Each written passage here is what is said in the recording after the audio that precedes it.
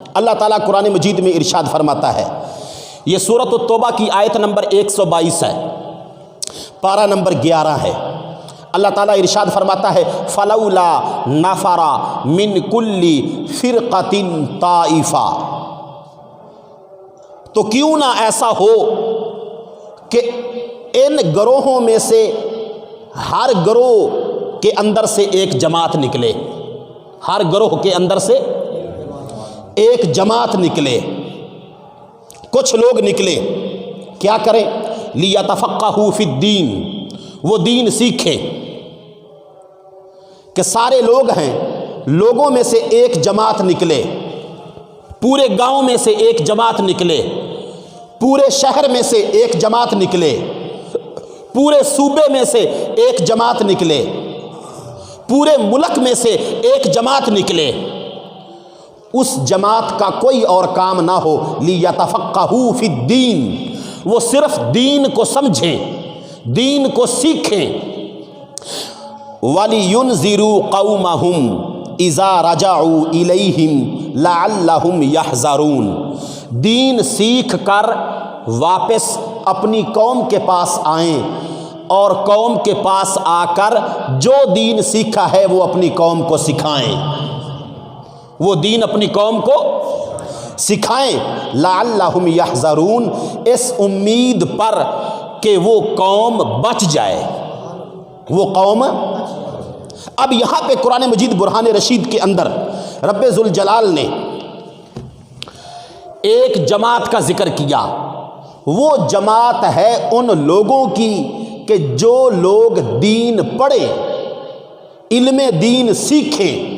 اور علم دین سیکھ کے اپنی قوم کے پاس جب واپس آئیں، اپنے گھر میں جب واپس آئیں، اپنے گاؤں میں، اپنی آبادی میں، اپنی گلی میں، اپنے محلے میں، اپنے شہر میں، اپنے ملک میں، اپنے وطن میں، اپنے دیش میں،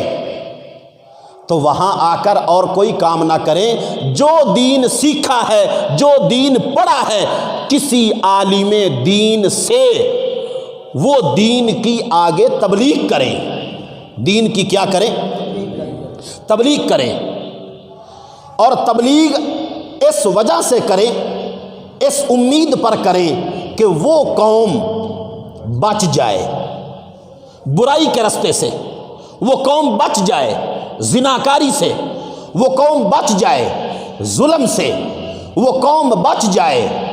گندگی اور غلاظت کے رستے سے، وہ قوم بچ جائے سود سے، شراب سے، وہ قوم بچ جائے ہر قسم کی برائی سے، وہ قوم بچ جائے